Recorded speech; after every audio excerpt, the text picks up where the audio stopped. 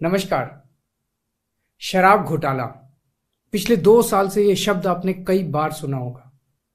2 साल से बीजेपी की सारी एजेंसीज कई रेड मार चुकी हैं, कई लोगों को गिरफ्तार कर चुकी हैं, लेकिन अभी तक एक भी पैसे का हेरफेर कहीं नहीं मिला, कहीं से एक भी पैसा नहीं मिला।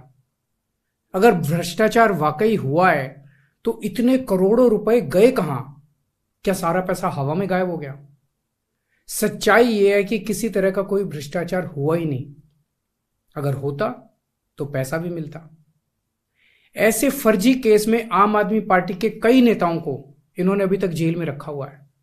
किसी के भी खिलाफ कोई सबूत नहीं है, कुछ साबित नहीं हो रहा, खुलेआम गुंडागर्दी चल रही है, किसी को भी पकड़ के जेल में डाल दो। अब बीजेपी मुझे गिरफ्तार करना चाहती है। मेरी सबसे बड़ी संपत्ति, मेरी सबसे बड़ी ताकत मेरी ईमानदारी है। झूठे आरोप लगा के, फर्जी सम्मन भेज के ये मुझे बदनाम करना चाहते हैं, मेरी ईमानदारी पे चोट करना चाहते हैं। इन्होंने मुझे सम्मन भेजे हैं। मेरे वकीलों ने मुझे बताया कि ये सम्मन गैर कानूनी है। क्यों गैर कानूनी है? ये मैंने इनको विस्तार से लिख के भेजा है। मैंने बताया है कि उनके सम्मन कैसे गैर कानूनी है, लेकिन उन्होंने मेरी एक भी बात का जवाब नहीं दिया। इसका मतलब उनके पास मेरी बातों का जवाब नहीं है। इसका मतलब वे भी मानते हैं कि उनका नोटिस गैर कानूनी है। क्या मुझे एक गैर कानूनी सम्मन का पालन करना चाहिए? अगर कानूनी रूप से सही सम्मन आएगा तो मैं पूरा सहयोग करूंगा। बीजेपी का मकसद जांच करना तो है ही नहीं। इनका मकसद तो लोकसभा चुनाव में मुझे प्रचार करने से रोकना है। ठीक लोकसभा चुनाव के पहले इन्होंने मुझे सम्मन भेजा है। क्यों? इस जांच को चलते 2 साल हो गए। अभी ठीक लोकसभा चुनाव के पहले मुझे क्यों बुलाया जा रहा है? पहले क्यों नहीं बुलाया? सीबीआई ने मेरे को 8 महीने पहले बुलाया था।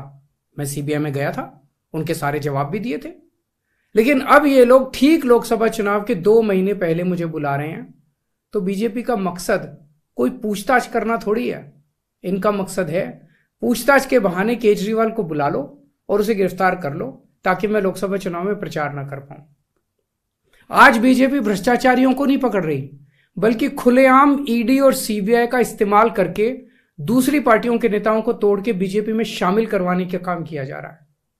एक नहीं, 2 नहीं, कितने उदाहरण हैं जहां किसी पार्टी के नेता के खिलाफ ईडी सीबीआई के मामले चल रहे थे या उन पे गंभीर आरोप लगे हुए थे।